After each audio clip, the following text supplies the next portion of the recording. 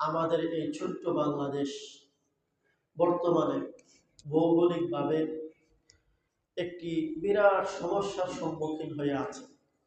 আমরা কেউ বুঝতেছি, কেউ বুঝতেছি না।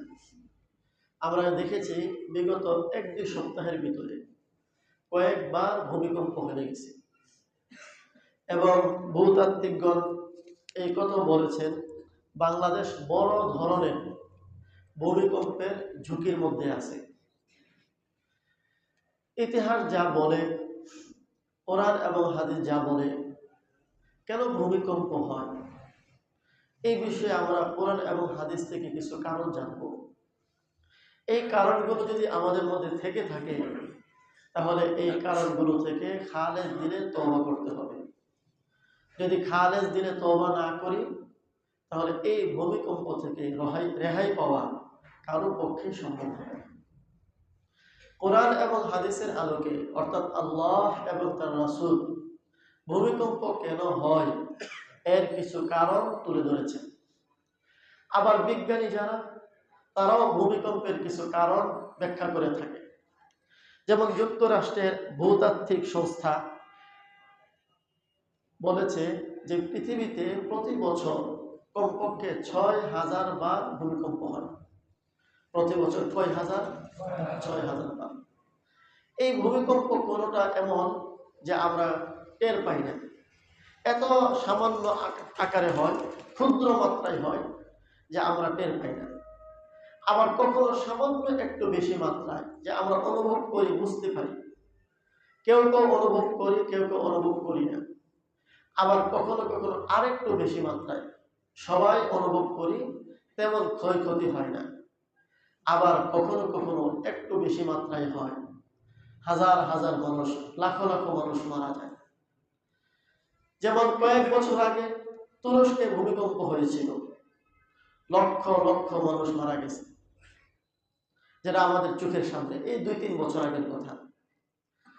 বাংলাদেশের পক্ষ থেকেও যারা গবেষণা করে ভূমিকম্প নিয়ে, তারাও বলেছে বাংলাদেশে যদি 6.7 মাত্রার ভূমিকম্প হয় তাহলে ঢাকা শহরের কমপক্ষে ৮০,০০০ ভবন ভাঙবে।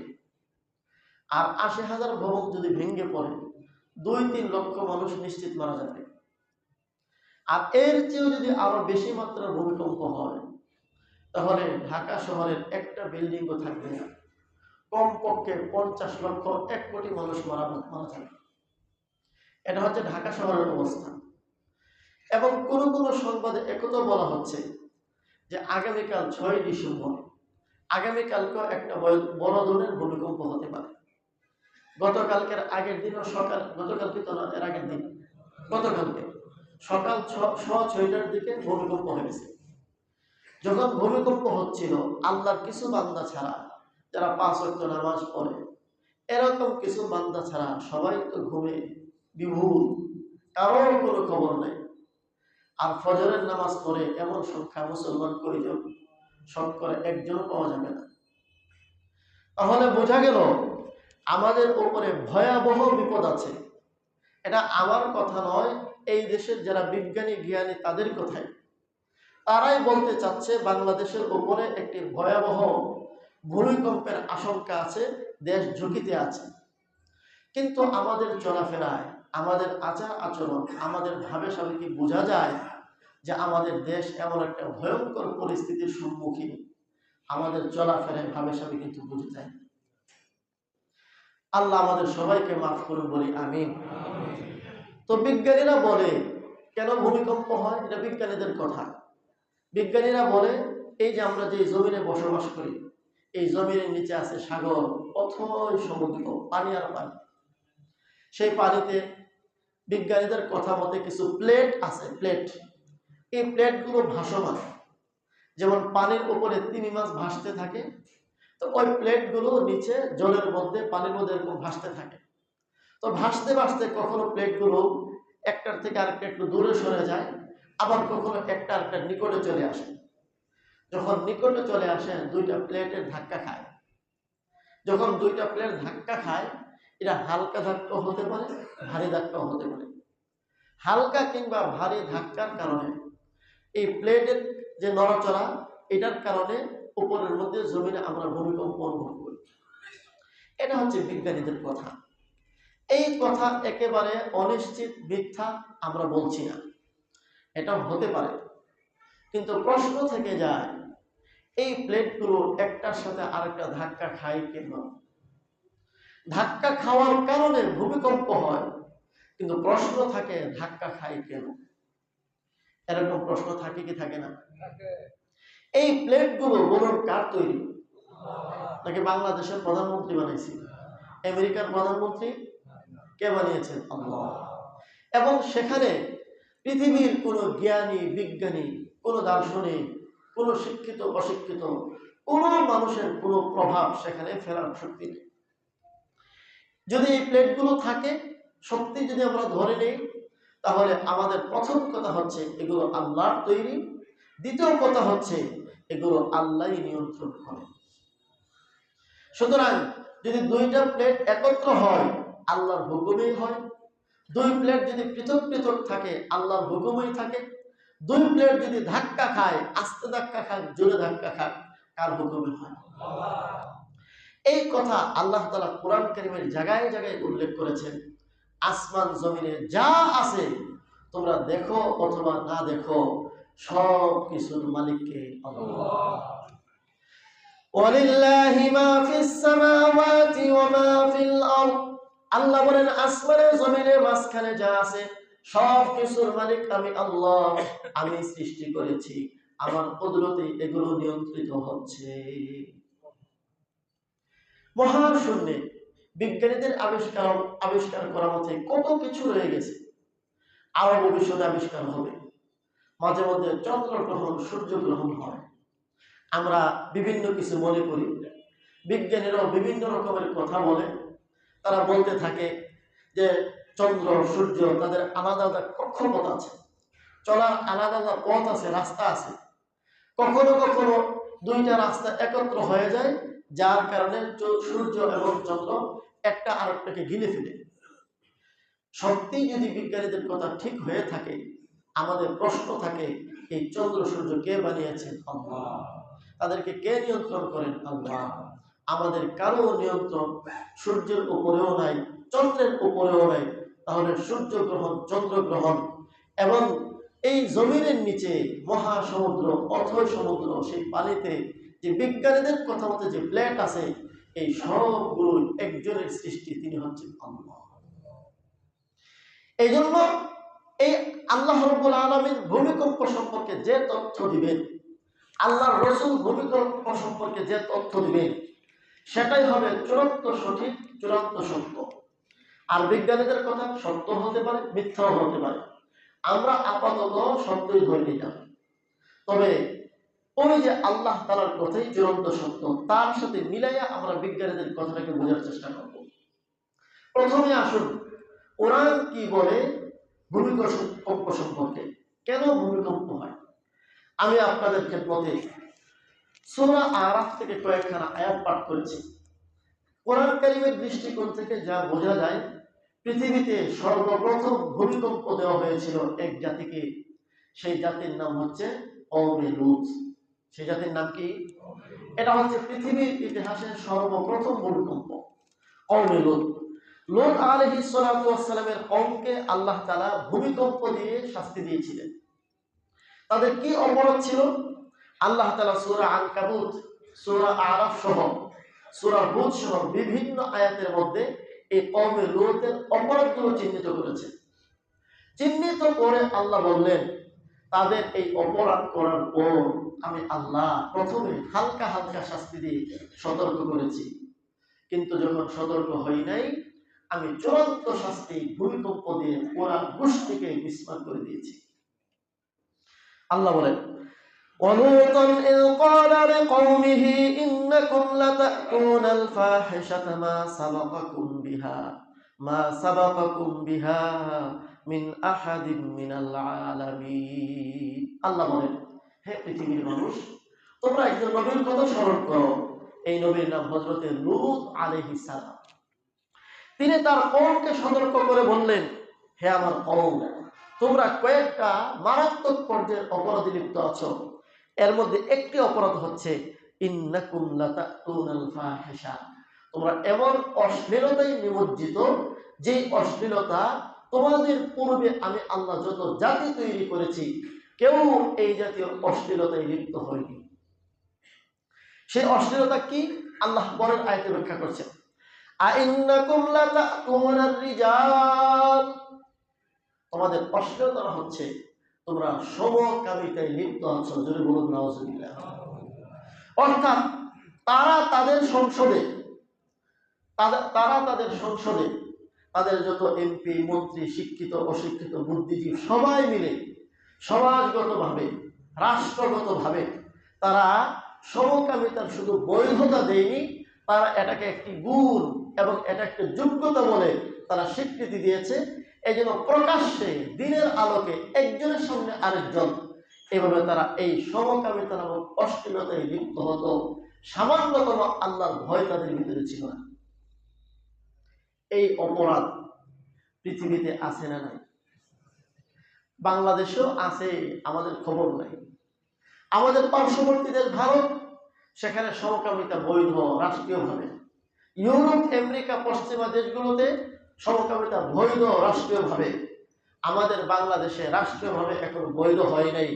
তবে তথাকথিত এনজিও এবং কিছু বিদেশি চেলাচামুন্ডা এজেন্ডা এবং জাতিসংঘ সহ পশ্চিমা মিডিয়াগুলো এই জাতীয় সমকামিতাকে বৈধ করার জন্য বিভিন্নভাবে ছলে বলে কৌশলে কাজ করে যাচ্ছে। আমাদের দেশের তৌহিদি জনতা ধর্মপ্রাণ মুসলিমরা সচেতন থাকার কারণে এখনো রাষ্ট্রীয়ভাবে এটাকে বৈধ করার সাহস তারা পায়নি। সহজে সমকামী কারা চেনার জন্য আমরা সহজে একটা শব্দ মুখস্থ করে রেখেছি, ট্রান্সজেন্ডার। যারা ট্রান্সজেন্ডারে বিশ্বাসী এরাই প্রকৃত অর্থে সমকামী।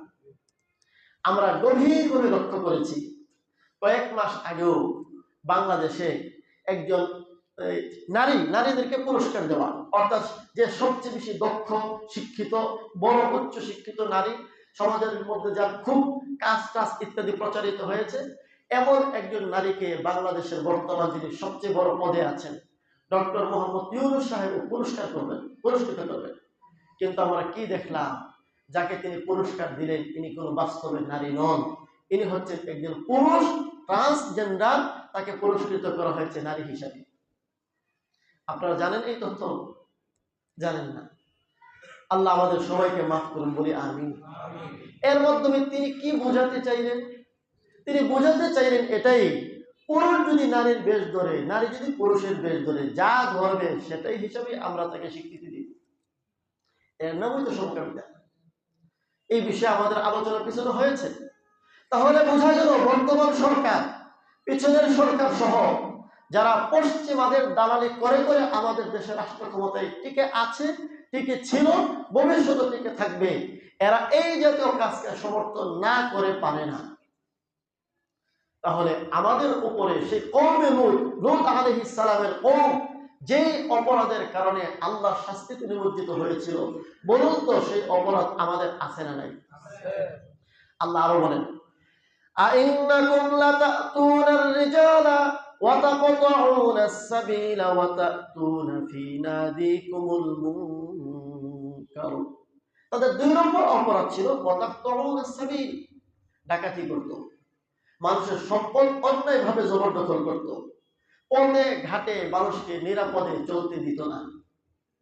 আমরাও দেখি বিভিন্ন জায়গায় বিভিন্ন সময় ওই দিক দিয়ে যায় না, মাগরিবের পরে ডাকাতি হয়। এখন সমস্যা এরকম আছে না নাই? তাহলে পথ সকলের চলার জন্য উন্মুক্ত, যারা ডাকাতি করে এই অপরাধটা তাদের মধ্যে ছিল, আমাদের মধ্যেও আছে। 3 নম্বর অপরাধ ওয়া তাতুনা ফি নাদিকুমুল মুনকার, তারা মজলিস বানিয়ে গোল মিটিং করে মসজিদ বানিয়ে আকাম কুকাম করত। কোন ধরনের আকাম? ব্যাখ্যা তাফসীরি কিতাবের মধ্যে বিভিন্ন ব্যাখ্যা আছে। যেমন একটা ব্যাখ্যা এমন দেওয়া আছে যে তারা এক মজলিস, রাস্তার মধ্যে মসজিদ বসাইত, তারা ইট পাথর নিয়ে বসত, পথিক কেউ এই দিক দিয়ে গেলে তারা পথিকের গায়ে পাথর মারত। 3 জন 4 জন 5 জন 10 জন বসে একজন পথিকের গায়ে পাথর মারত। যার পাথর পথিকের গায়ে লাগতো, পথিকের সমস্ত অর্থ সম্পদ তার কাছে যা আছে এগুলো ওই পাথর মারনেওয়ালা ব্যক্তি নিয়ে যেত। এই জাতীয় সহ আরো বিভিন্ন রকম এখানে কোরআন শব্দটাকে অস্পষ্ট রেখেছে, শুধু এতটুকুই বলেছে যে তারা প্রকাশ্যে মজলিস বানিয়ে অশ্লীলতায় লিপ্ত হতো। আল্লাহ জানে কত রকমের অশ্লীলতা তাদের সমাজের মধ্যে ছিল। এমন সম্প্রদায়কে বোঝানোর জন্য একজন নবী পাঠালেন, এই নবীর নাম হযরতে লূত আলাইহিস সালাম। এবার লূত আলাইহিস সালাম তাদেরকে বোঝালেন, কিন্তু তারা তো বুঝ মানলই না, উল্টা তারা অহংকার প্রদর্শন করলো। হযরত লূত আলাইহিস সালাম বললেন, তোমরা যদি এই জাতীয় অহংকার এবং এই জাতীয় অপকর্ম থেকে বিরত না থাকো, যে কোনো সময় আল্লাহর আযাব তোমাদেরকে পাকড়াও করতে পারে। এবার তারা কি জবাব দিল দেখুন। ফামা কানা জওয়াব কওমিহি ইল্লা আন ক্বালু তিনা বিআযাবিল্লাহি ইন কুনতা মিনাস সাদিকিন। তার কওমের জবাব ছিল, হে লূত, সত্যি যদি তুমি সত্যবাদী হয়ে থাকো, আমাদের এই কাজগুলো অপরাধ হয় আর এই কাজের কারণে আল্লাহ শাস্তি দেন, তাহলে শাস্তি দিয়ে ফেলো, দেখি কি দিতে পারো শাস্তি। অহংকার কত চূড়ান্ত পর্যায়ে পৌঁছে গেল, মানে এখন আল্লাহর উপরে হামলা শুরু হয়ে গেল। নবীকে কটাক্ষ করা, নবীকে উপহাস বিদ্রুপ করা এবং আল্লাহর শক্তিকে চ্যালেঞ্জ করার মতো দুঃসাহস তারা দেখাই ফেলল। বলুন, আমাদের সমাজেও আছে এই জাতীয় দুঃসাহস দেখানেওয়ালা। এই যে কয়েক সপ্তাহ আগে এক ফাউল বাউল আবু সরকার আল্লাহ তাআলাকে নিয়ে যে চরম জঘন্যতম মন্তব্য করেছে, এই মন্তব্য করার পরে দেশের জনগণ তাকে পাথর মেরে জাকাত হত্যা করা দরকার ছিল। পুলিশ তাকে গ্রেফতার করেছে বাঁচাইয়া দেওয়ার জন্য। এরপরে আমরা কি দেখলাম, আরো ভয়ঙ্কর রূপ দেখলাম। ফরহাদ মাজহার পাগল, এনসিপি সহ বিএনপির কিছু বাটপার সহ এরকম বিভিন্ন দলের লোকেরা তারা এই আল্লাহ দ্রোহী, আল্লাহকে গালি দেওয়া এত বড় বজ্জাত, এত বড় কমিনা খবিশের পক্ষে আবার তারা দাঁড়ালি করেছে। তাহলে এরা কি সে কওমে লূতের মতো অসভ্য জাতি নয়? আল্লাহ তাআলা এখনো পর্যন্ত যে আমাদেরকে ভূমিকম্প দিয়ে ধ্বংস করে দেন নাই, এটা আল্লাহ তাআলা বড় ইহসান। এত বড় অপরাধ করার পরেও আমাদের দেশে তারা পার পেয়ে যায়। আল্লাহ যে আমাদের প্রতি এখনো পর্যন্ত ধ্বংস নাযিল করেন নাই, এটা আল্লাহর বড় রহমত। এরপরে ওই আবু সরকারকে দেখলাম সূরা নাসকে এমন ভাবে বিকৃত করেছে, অনেকে আপনারা দেখেছেন সূরা নাস, সে ব্যাখ্যা করেছে কুল আউযু বিরাব্বিন নাস। এই আন-নাস শব্দটা সূরা নাসের মধ্যে 4 বার এসেছে। নাস শব্দের অর্থ হচ্ছে মানুষ। আল্লাহ বলেন, কুল, হে নবী আপনি বলুন, আউযু বিরাব্বিন নাস, আমি মানুষের রবের কাছে আশ্রয় চাই। এই বেয়াদব বলে এই নাস মানে হচ্ছে নাচানাচি করা। এই সব কথাগুলো বলে তার সামনে কিছু শ্রোতা থাকে, এই শ্রোতারাও তার কথার তালে তালে হাসে। বলুন, এই বেঈমানের ঈমান আছে না গেছে? এই বেঈমানের তালে তালে যারা হেসেছে, আনন্দ উপভোগ করেছে, ওদেরও ঈমান আছে না গেছে? আর যেই সকল দালালেরা তারা বাক স্বাধীনতার নামে এই জাতীয় কুলাঙ্গারের পক্ষ নিয়েছে, আল্লাহর কসম করে বলে ওদেরও ঈমান চলে গিয়েছে। আমার ভাইরা, তাহলে একটু কোরআনের সাথে মিলিয়ে দেখার প্রয়োজন। আমরা কোন অপরাধ এমন আছে যে অপরাধগুলো করছি না, পূর্বের জাতি করেছে, আল্লাহ তাদেরকে শাস্তি দিয়েছে, এখনো আল্লাহ আমাদেরকে দেন নাই, এটা আল্লাহ যে রহমান, এই কারণ। এবং আরো একটা কারণ আছে, সেটা শেষ দিকে বলবো।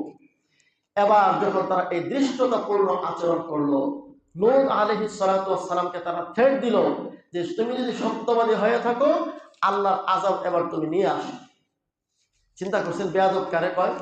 এবার আল্লাহ তাআলা আযাব দিলেন। আল্লাহ ফাআখাযাতহুমুস সাইহাতু মুশরিকিন। সাইহা মানে হচ্ছে বিকট শব্দ। হযরত জিবরিল আলাইহিস সালাতু ওয়াস সালামকে আল্লাহ পাঠালেন। সূর্য উঠে উঠে সুবহে সাদিক, যে সময়টা ফজরের নামাজের সময় হওয়ার যে সময়, এই সময়ে আল্লাহ তাআলা হযরত জিবরিলকে পাঠালেন। হযরত জিবরিল আলাইহিস সালাতু ওয়াস সালাম আসলেন, একটা বিকট আওয়াজ দিলেন। এই বিকট আওয়াজেই ওরা প্রকম্পন শুরু হলো। এবং শুধু প্রকম্পন না, এই সবগুলো কলিজা ফাটা জায়গা শেষ। হযরতে জিবরিল আলাইহিস সালাতু ওয়াস সালাম তাদের পুরো বস্তিটাকে কয়েক হাত নিচ থেকে উঠিয়ে সবগুলো মানুষ সহ এরকম ভাবে পুরো বস্তি উঠাই ফেললেন, ওটা উল্টা করে দিলেন। উল্টা করে ছেড়ে দিলেন। আল্লাহ কোরআনে বলেন, ফাজআলনা আলিয়াহা সাফিলাহা ওয়া আমতারনা আলাইহিম হিজারাতাম মিন সিজ্জিল ইন্না ফি যালিকা লাআয়াতিন লিল মুতাওয়াসসিমিন। আল্লাহ বলেন, তাদের নিচের অংশকে উঁচু করলাম, উপরের অংশকে নিচু করলাম, এতটুকু করে শেষ করলাম না। ওয়া আমতারনা আলাইহিম হিজারাতাম মিন সিজ্জিল, এদের উপর আমি পাথরের বৃষ্টি দিয়ে তাদেরকে ধ্বংস করে দিলাম। এই যে হযরত জিবরিল আলাইহিস সালাতু ওয়াস সালাম এক আওয়াজ দিলেন, এই আওয়াজে ভূকম্প তৈরি হলো। এই ভূকম্প তৈরি হওয়ার পর আবার হযরত জিবরিল পুরো বস্তিকে উপরে উঠিয়ে উলটপালট করে তাদেরকে মিসমার করে দিলেন। এটাকে মুফাসসিরে কেরাম বলেছেন, এটা হচ্ছে পৃথিবীর ইতিহাসে প্রথম ভূমিকম্প, পৃথিবীর ইতিহাসে দ্বিতীয় ভূমিকম্প। আরেকজন নবী ছিলেন হযরত শুআয়ব আলাইহিস সালাম। বলুন নামটা কি? শুআয়ব আলাইহিস সালাম। দেখুন এই কোরআন কত চমৎকার ভাবে আমাদের সমস্যাগুলো তুলে ধরেছে। শুআয়ব আলাইহিস সালাতু ওয়াস সালামের ঘটনা আল্লাহ কোরআনে উল্লেখ করেছেন। এই জাতিকে দ্বিতীয় ভূমিকম্প দেওয়া হয়েছে। শুআয়ব আলাইহিস সালামের জাতির অপরাধ কি? আল্লাহ বলেন, ওয়া ইলা মাদিয়ানা আখাহুম শুআয়বা, আমি শুআয়ব আলাইহিস সালামকে পাঠালাম মাদিয়ানবাসীর কাছে।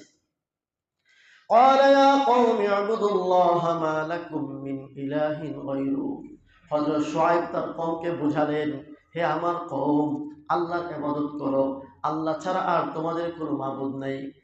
قد جاءتكم بينة من ربكم, তোমাদের রবের পক্ষ থেকে তোমাদের কাছে নিদর্শন চলে এসেছে, তিনি যে তোমাদের মাবুদ, আর কোনো মাবুদ নেই। তোমাদের সব দলিল প্রমাণ দিয়ে বোঝানো শেষ, কিন্তু কুকুরলে শুনে হয় না। তাদের কিছু অপরাধ ছিল। শুআয়ব আলাইহিস সালাম এই অপরাধগুলো দূর করার জন্য নসিহত করলেন। ফাআউফুল কাইলা ওয়াল মিজান, তাদের একটা অপরাধ ছিল, তারা মাপে কম দিত। দেখুন আমাদের সমাজে আসেনি, মাপে কম দিত। গরুর গোশত 10 কেজি কিনছেন, বাড়িতে আইনা দেখেন 9 কেজি দিচ্ছে, মাত্র 1 কেজি কম দিছে। আছে না নাই? কাপড়, যারা কাপড়ের ব্যবসায়ীরা আছেন, লেখা আছে শাড়িতে একদম পুরোপুরি 12 হাত, মাপার পরে দেখা যায় 11.5 হাত। এটাও কিন্তু মাপে কম দেওয়া। কতটুকু কম দিছেন? আধা হাত। যদি এটা আধা হাত কম থাকে, আপনি লিখে রাখেন যে 12 হাতের চেয়ে সামান্য কম। কোন কোন কাপড় আমি দেখি যে সামান্য কম, তাহলে এই যে আমি লিখে রাখলাম পরিষ্কার ভাবে 12 হাত, দিলাম 11.5 হাত, মাপে কম দিলাম কিনা? তাহলে এই বাটপারি, এই অপরাধ আমাদের মধ্যে আছে। মাপে কম দেওয়া, ওজনে কম দেওয়া শুআয়ব আলাইহিস সালামের কওম, তাদের এই অপরাধটা ছিল। ওয়ালা তাবখাসুন নাস আশিয়াআহুম, হযরত শুআয়ব আলাইহিস সালাম বললেন, তোমরা মানুষের পণ্যে, মানুষের দ্রব্যে তোমরা কম দিও না, যা পাও না তাই তাদেরকে বুঝাইয়া দাও। ওয়ালা তুফসিদু ফিল আরদি বাদা ইসলাহিহা, আরেকটা অপরাধ, তারা ফাসাদ সৃষ্টি করত। সহজে যেটাকে বলি, তারা সন্ত্রাসী করত। সন্ত্রাসী কি? দুর্বলতার সুযোগ পায়া, অস্ত্রের জোর, গায়ের জোর, দলের জোর, ক্ষমতার জোর দেখায়া তার উপরে জুলুম করা, এর নাম হচ্ছে সন্ত্রাসী। দুর্বলের দুর্বলতা, একজন মানুষ গরিব, একজন মানুষ ভিনদেশী, একজন মানুষ এই এলাকায় অপরিচিত, আমার শরীরে শক্তি আছে, আমার দলের শক্তি আছে, আমার টাকার শক্তি আছে, আমি তার উপর জুলুম করলাম। সে রিক্সা ড্রাইভার, সে ভ্যান গাড়ি চালক, সামান্য মুদির মালের ব্যবসা করে, সামান্য কাঁচামালের ব্যবসা করে, সুযোগ পায়া থাপ্পড় দিলাম, সুযোগ পায়া তার গায়ে হাত তুললাম, তার জিনিসগুলো ছেড়ে নিয়ে গেলাম, এর নাম হচ্ছে সন্ত্রাসী। এই অপরাধটা শুআয়ব আলাইহিস সালামের কওমের ছিল, আমাদের সমাজের কারণে বুঝি। ওয়ালা তুফসিদু ফিল আরদি বাদা ইসলাহিহা, আল্লাহ রাব্বুল আলামিন বলেন, সমাজের মধ্যে সংশোধন করার পরে সব মানুষ ভালো হয়ে গেছে, এর মধ্যে কিছু কিছু মানুষ অন্যায় কাজের মধ্যে জড়িত হও, তোমরা সাবধান হয়ে যাও। এরপর দেখুন আল্লাহ আরো কত চমৎকার একবার বলেন, ওয়ালা তাকুদু বিকুল্লি সিরাতিন তু'ইদুনা ওয়া তাসুদ্দুনা আন সাবিলিল্লাহি মান আমানা বিহি ওয়া তাবগুনাহা ইওয়াজা, পথে পথে বসে থেকে মানুষকে ভীতির সৃষ্টি করা, ত্রাস সৃষ্টি করা, মানুষকে ভয়ের মধ্যে ফেলে রাখা, সাবধান, এই কাজটা করো না।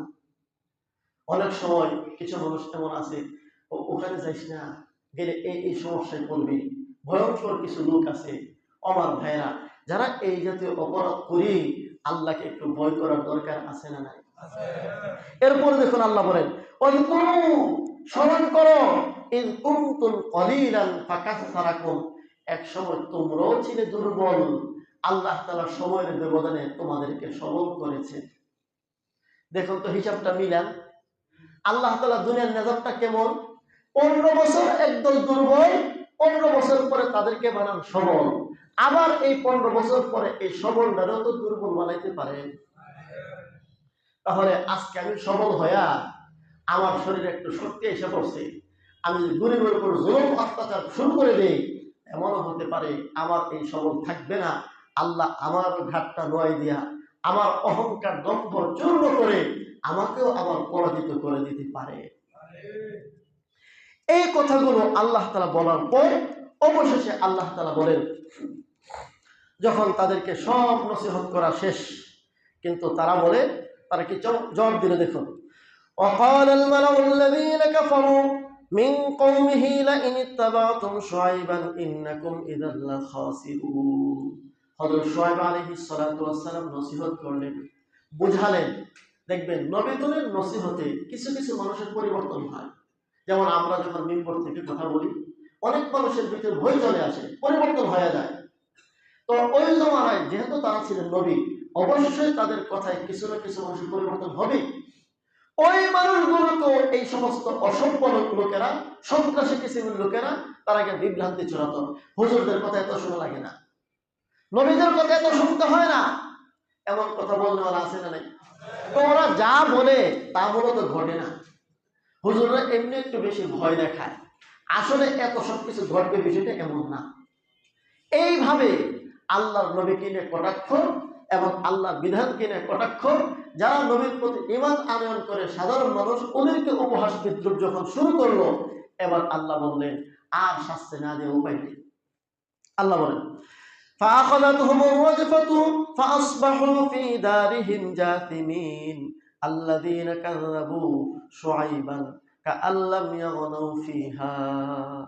আল্লাহ বলেন فأخذتهم الرجفة, তাদেরকে আল্লাহ তাআলা রজফা শব্দটা আযযালজালাতু শাদীদা, প্রচন্ড ভূমিকম্প দিয়ে আল্লাহ তাআলা তাদেরকে মিসমার করে দিলেন।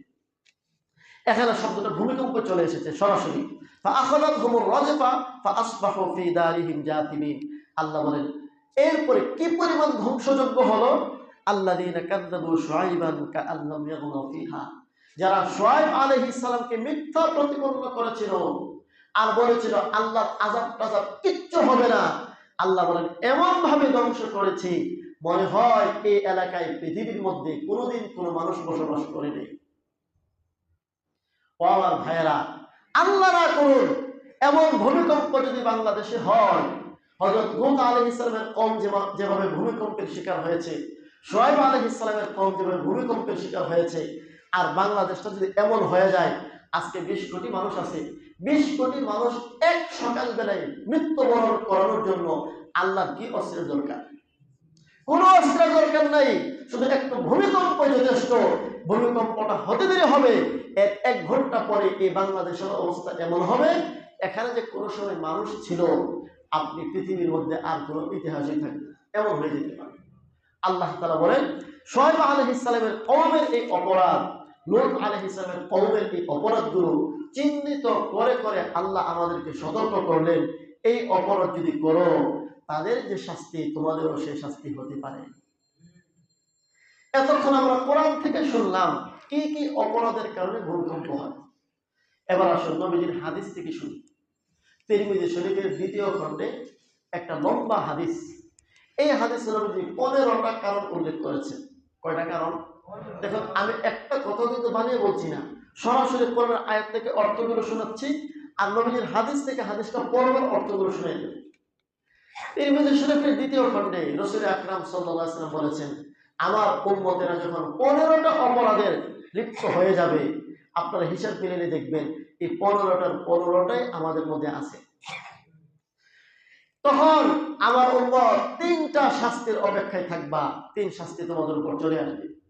সেই 15 অপরাধ কি? 1 নম্বর, ইযান তুখিলাল ফাইউল ওয়ালা, আল্লাহর রাসূল বলেন যখন রাষ্ট্রীয় সম্পদকে নিজের সম্পদের মতো আত্মসাৎ করা শুরু হবে, এটা নাই মনে হয়? আমাদের দেশে কম না বেশি? আমরা ছোট্ট গান থেকে শুনে আসতেছি বাংলাদেশটা দুর্নীতিতে 1 নম্বর হয়। আর কিছুতে হোক বা না হোক, দুর্নীতিতে 1 নম্বর এই বাংলাদেশ। আরেকটা হচ্ছে কোরআনের প্রতিযোগিতায় 1 নম্বর। কথা বলুন ঠিক না বেঠিক? এই যে দুর্নীতিতে 1 নম্বর হচ্ছে, আপনারা যারা এই মসজিদে বসা আছেন, এখানে তো সাধারণ মানুষের বসা। এই সাধারণ মানুষরা কি দুর্নীতি করে? আর এরা দুর্নীতি করলে কয় টাকার দুর্নীতি করবে? যারা কলমের 1 খোঁচা দিয়ে হাজার হাজার কোটি টাকা বাংলাদেশ থেকে পাচার করে বিদেশ নিয়ে যায়, ওদের দুর্নীতির কারণে বাংলাদেশ দুর্নীতিতে চ্যাম্পিয়ন হয়। তাহলে দেখুন 1 নম্বর সমস্যা বাংলাদেশের, বরং বলা যায় এই 1 নম্বর অপরাধটা বাংলাদেশের সবচেয়ে বড় অপরাধ। 2 নম্বর, ওয়াল আমানাতু মাগনামা, যখন আমানতকে লুটের মালে পরিণত করা হবে। আমানতকে লুটের মাল। আমি এলাকার চেয়ারম্যান, কথার কথা, রাষ্ট্রের পক্ষ থেকে আমাকে বলা হলো যে মেহেরপাড়া ইউনিয়নে 100 বস্তা চাউল পাঠানো হইল। এই 100 বস্তা চাউল আমি 30 বস্তা বিতরণ করলাম গরিবের মাঝে, আর 70 বস্তা খাইয়ে ফেললাম। এটা হচ্ছে ওয়াল আমানাতু মাগনামা, আমানতকে খেয়ানত করা, লুটের মালে পরিণত করা। এটা আমাদের দেশে নাই। 3 নম্বর, ওয়াজ যাকাতু মাগরামা, যাকাতকে জরিমানা মনে করা হবে। যাকাত তো দিবেই না। যদি বলা হয় ভাই আপনি তো সম্পদের মালিক, আপনি যাকাত দিন, আমি কি অপরাধ করলাম, আমার এই জরিমানা দিতে হবে? এই শব্দে হয়তো বলে না, কিন্তু তার ভাবের সাথে এটাই বোঝা যায়, কারণ তিনি যথাযথ হিসাব করে যাকাত দিচ্ছেন না। আল্লাহ রসুল বলেন যখন এমন অপরাধ হবে যাকাতকে জরিমানা মনে করা হবে। 4 নম্বর, উতুল্লি মানে গায়রিদ্দিন, ধর্ম বিবর্জিত শিক্ষার সয়লাভ ঘটবে। কথাটা আমাদের বুঝে আসতো না। ধর্ম বিবর্জিত শিক্ষার সয়লাভ কি? আমাদের দেশে আজ থেকে 15 বছর, 20 বছর, 30 বছর আগে প্রতিটি মুসলমানের সন্তান বাধ্যতামূলকভাবে কোরআন শিখত। সকালবেলায় ঘুম থেকে ওঠার পরে মাও কোরআন পড়তো, বাবাও কোরআন পড়তো। আর ছোট্ট বাচ্চাটাকে ওটাই দিয়া বুকের মধ্যে কোরআন শরীফ দিয়া কায়দা আমপারা দিয়ে বক্তব্য পাঠাই দিত। এখন বক্তব্যে গিয়া 1-1.5 ঘন্টা পড়ে আসতো। আসার পরে 9টা 10টা থেকে প্রাইমারি স্কুলে পড়তে যাইত। এখন কিন্ডার গার্ডেন বেরিয়েছে, ফজরের পর থেকেই বাচ্চাকে স্কুলে পাঠাও। এই বাচ্চা কোরআন শেখার সময় নেই। পরবর্তীতে একজন হুজুর রাখার চেষ্টা করে, তো হুজুর মসজিদ থেকে আসে যায়, আসলে হুজুর বাচ্চারা কোনোদিন পায়, কোনোদিন পায় না। আবার হুজুরকে বলা হয় হুজুর এমন সময় টিউশনি আছে, অমন সময় টিউশনি আছে, আপনি এই টাইমে আইসেন, ওই টাইমে আইসেন। এই করতে করতে আর কোরআন শিক্ষা হয় না। এখন যে সকল বাচ্চারা মাদ্রাসায় পড়ে না, এদের অধিকাংশ বাচ্চার এমন অবস্থা, বরং 90 জনই এমন পাওয়া যাবে যাদের সামান্য ন্যূনতম দিনটুকু শিক্ষা, কোরআনটা সহি করে শিক্ষা করার মতো প্রয়োজন অনুভব করছে। তাহলে যে শিক্ষাটা তার শিক্ষিত হচ্ছে, ওটা কি দিন শিক্ষা না দুনিয়া শিক্ষা? দুনিয়ার শিক্ষার সয়লাভ ঘটছে, ব্যাপক থেকে ব্যাপকতর হচ্ছে। আমরাও দেখতে পাচ্ছি। একটা সময় এমন ছিল যে আমাদের দাদারা, আমাদের বাবার উপরে গেলে দেখবেন তারা নাম ঠিকানা লিখতে পারতো না। এখন তো মাশাআল্লাহ সকলেই শিক্ষিত, প্রায় সকলেই 5ম শ্রেণী পর্যন্ত প্রায় সবাই পাস করে, এরপরে কেউ একটু একটু কম পড়ে। তাহলে এই যে দুনিয়ার শিক্ষা ব্যাপক হচ্ছে, এটা দোষ নয়। নবীজি শুধু এতটুকু ইঙ্গিত করেছেন যে দুনিয়ার শিক্ষা, ধর্ম বিবর্জিত শিক্ষার সয়লাভ ঘটবে, আর ধর্ম শিক্ষাকে গুরুত্বহীন মনে করা হবে। এমনটা পরিস্থিতি আমাদের দেশে হয়েছে না হয় নাই? 3 নম্বর, 4 নম্বর গেল। 5 নম্বর, ওয়া আতাআর রাজুলু মুরআতাহু। এটা তর্জমা করলে অনেক যুবকরা কষ্ট পাবে, তারপরে করতে হবে যে যুবকেরা, পুরুষেরা তাদের স্ত্রীদের মুরিদ হয়ে যাবে। কথা বুঝেন নেই মনে? স্ত্রী যা বলবে তাই শুনবে, বাবার কথাও শোনার দরকার নাই, মায়ের কথাও শোনার দরকার নাই, এমন পরিস্থিতি হবে। পরে নবী আরো স্পষ্ট করেন, ওয়া আত্তা উম্মাহু, সন্তান মায়ের অবাধ্য হবে, ওয়া আদনা সাদিকাহু, বন্ধুকে কাছে টানবে, ওয়া আকসা আবাহু, বাবাকে দূরে সরিয়ে দিবে। এর অর্থ হলো যারা প্রকৃত আপন তাদেরকে পর বানানো হবে, আর যারা প্রকৃত পর তাদেরকে আপন বানানো হবে। আমাদের এই সমাজে খবর পেলে দেখা যায় অধিকাংশ যুবক তার মা বাবার অবাধ্য। ও আমার ভাই, যারা মা বাবার অবাধ্য হয়ে আছেন, আল্লাহকে একটু ভয় করেন। 2-3 দিন আগে এক ভাই আমাকে বললেন, হুজুর মা বাবা সম্পর্কে একটু বয়ান করেন। আমি দেখলাম একজন তার বাবার গালে থাপ্পড় দিয়েছে। ও আবার কুলাঙ্গার সেই সন্তান, যিনি বাবার গায়ে থাপ্পড় দিলেন, মায়ের গায়ে হাত তোলেন। আমি আপনাকে সেই কথাই শোনাচ্ছি যে ইনশাল্লাহ আপনি তৈরি থাকেন, মৃত্যুর আগে আপনার সন্তান অবশ্যই আপনার গায়ে হাত তুলবে। আপনি নিশ্চিত জানেন, ইয়াকিন করে রাখেন, আজকে আপনার বাবার গায়ে হাত তুলছেন, মায়ের গায়ে হাত তুলছেন, বাবাকে বেয়াদব বলছেন, মার উপর অকথ্য ভাষায় গালিগালাজ করছেন, আপনার সন্তান আপনার চাঁদের কয়েক ডবল হবে। যখন আপনাকে জুতা নিয়ে পিটাতে আসবে, তখন আপনি বুঝবেন আপনার বাবার গায়ে হাত তোলার মর্ম। এই জন্য এখনো যে সকল সন্তানদের বাবা মা বেঁচে আছেন, তাদের জান্নাত জাহান্নাম বেঁচে আছে। বাপ মাকে খুশি করে জান্নাত, বাপ মা রাখুন জাহান্নাম। দুনিয়াটা আপনার জাহান্নাম হয়ে যাবে। ওই দিন পরেই বুঝবেন আপনার সন্তানগুলো যখন বড় হবে। আমাদের দেশে একটা কথা বলে, আগের হাল যেদিকে যা, পরের হালও সেই দিকে যা। এরকম একটা কথা বলে কি বলে না? এর কি অর্থ? আপনি আপনার বাবার সাথে মায়ের সাথে যে আচরণটা করবেন, আপনার সন্তানগুলো সেটাই শিখবে এবং সেটাই আপনার সাথে করবে। পাগল তো নিজের বুঝ বুঝে। অতএব আপনার সন্তান থেকে আপনি যে আচরণটা পেতে চান, আল্লাহর দোহাই দিয়ে বলি, আপনার মা এবং বাবার সাথে শুধু সেই আচরণটা আপনি করেন। মা বাবারা আল্লাহর রহমতে তাদের কলিজাটা ভরপুর থাকে। এটা আল্লাহ প্রদত্ত রহমত। এই জন্য কোন সন্তান যখন মা বাবার সাথে বেয়াদবি করে, মা বাবা যেমন কষ্ট পায়, আবার এই সন্তানটাই ভুল বুঝে মা বাবার পায়ে যদি পড়ে যায়, মুহূর্তে আবার সেই বাবা তাকে মাফও করে। এই জন্য যারা ভুল করে ফেলেছি মায়ের সাথে বাবার সাথে, এই বিষয়ে আলোচনা আগে হয়েছে, সামনে আবার বিষয় নিয়ে আলোচনা করবো ইনশাআল্লাহ। আল্লাহ তাআলা যাদের মা বাবাকে এখনো বাঁচিয়ে রেখেছেন, আপনার কর্তব্য এই মুহূর্তে বাপ মাকে আপনি খুশি করে ফেলুন। আর যাদের বাপ মা দুনিয়া থেকে বিদায় হয়ে গেছে, তাদের জন্য বলবো, বাপ মার জন্য দোয়া করতে থাকেন, ইসালে সব করতে থাকেন। বাপ মার সাথে যাদের সম্পর্ক ভালো ছিল, তাদের সাথে সব ব্যবহার করতে থাকেন। ইনশাআল্লাহ আশা করা যায় আল্লাহ তাআলা আপনাকেও বাপ মার অনুগত সন্তান হিসেবে কবুল করে নিবেন। ভাইয়েরা, বলছিলাম এই অপরাধগুলোকে আমাদের সমাজে আছে না নাই? ওয়াজাহারাতিল আসওয়াতু ফিল মাসাজিদ, মসজিদগুলোতে আওয়াজ বেড়ে যাবে, হইচই বেড়ে যাবে, কোলাহল বেড়ে যাবে। মসজিদ থাকবে পিনপতন নীরবতা, লক্ষ লক্ষ মানুষ মসজিদে আছে, কিন্তু কেউ কোনো শব্দ শুনতে পায় না। এমন হচ্ছে মসজিদের পরিবেশ।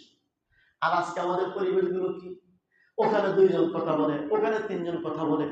কোন কোন জায়গায় তো আরো ভয়ঙ্কর পরিবেশ। কোন বড় নেতা, মসজিদের সভাপতি, সেক্রেটারি মসজিদে ঢুকছে, তার আগমন, তিনি মসজিদে ঢুকছেন, এই ঢোকাটাই পুরো মসজিদবাসী বুঝে ফেলে আজকে সভাপতি সব মসজিদে আইছে।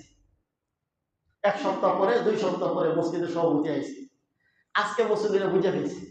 ওখানে ঢুকে হুঙ্কার করে, মুয়াজ্জিন কই, খাদেম কই, ইমাম কই, আছে না নাই? এই আওয়াজগুলো বন্ধ করুন। মসজিদ আল্লাহর ঘর, এখানে কারো উঁচু কথা বলার জায়গা নয়। আমরা আল্লাহর গোলাম হিসাবে আল্লাহর ঘরে ঢুকি, এই কথাটা দিলের মধ্যে রাখতে হবে। যদি রাখতে পারি, তাহলে ইনশাআল্লাহ আল্লাহর প্রিয় হতে পারব। আমার ভাইরা, নবীজি বলেন ওয়াজাহারাতিল আসওয়াতু ফিল মাসাজিদ। নম্বর 10, ওয়াসাদাল কাবিলাতা ফাসিকুহুম। কবিলা, গোত্র, বংশ, এলাকার নেতা হবে ফাসিক, পাপিষ্ঠ লোকেরা।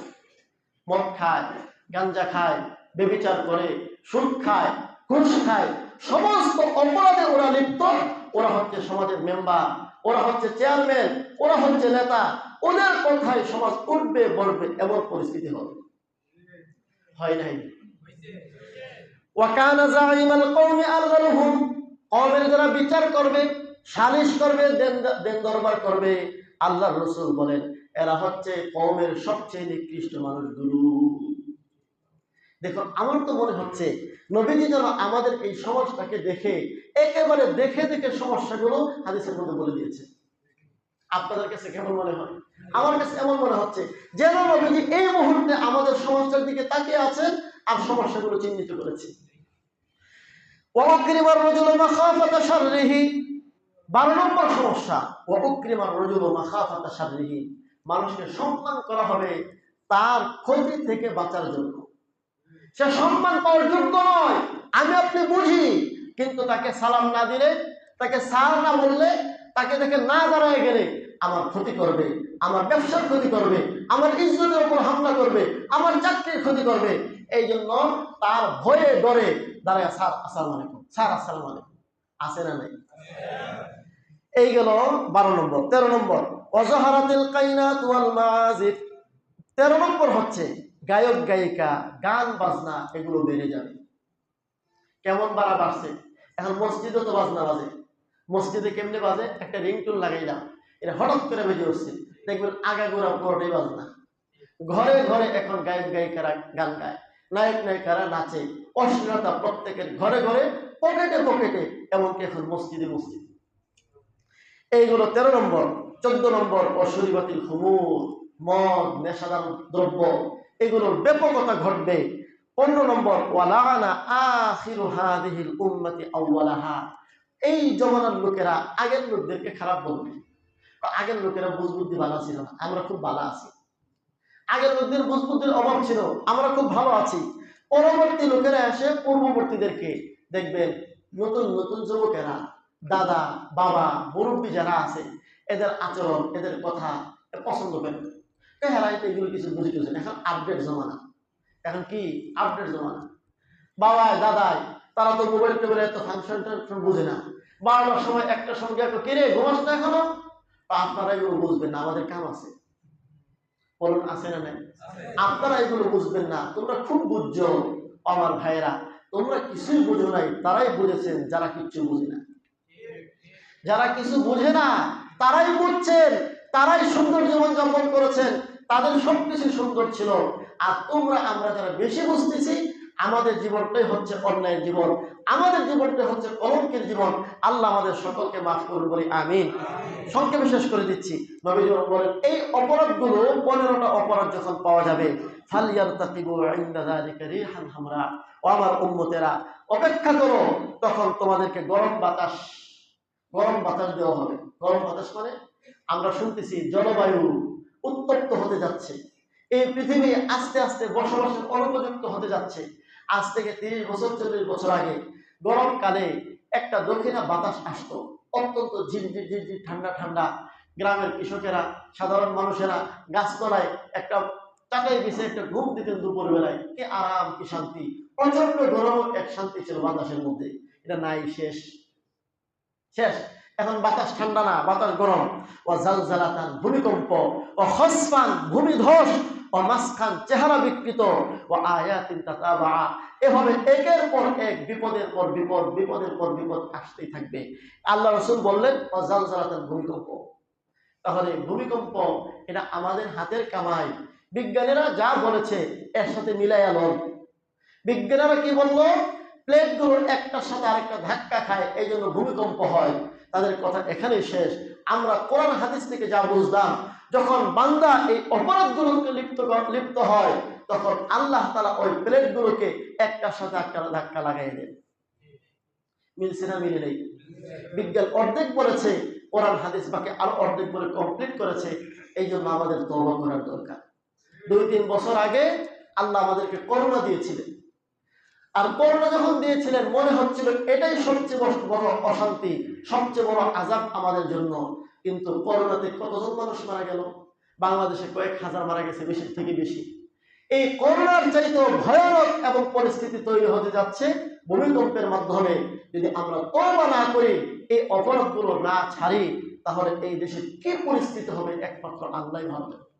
এই জন্য অন্তত আমাদের এই মুসলিম ভাইয়েরা যারা আমরা আছি, আমরা খালেস দিকে তওবা করি।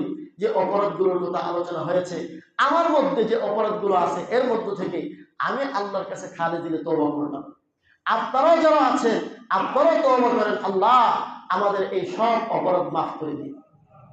আল্লাহ আমাদেরকে এই জাতীয় ভূমিকম্প থেকে বাঁচাইয়া দিন। আল্লাহ আমরা তওবা করলাম, আর কোনোদিন এই সকল পাপের কাছে যাব না। আল্লাহ আমাদের তওবাকে কবুল করুন, আমিন।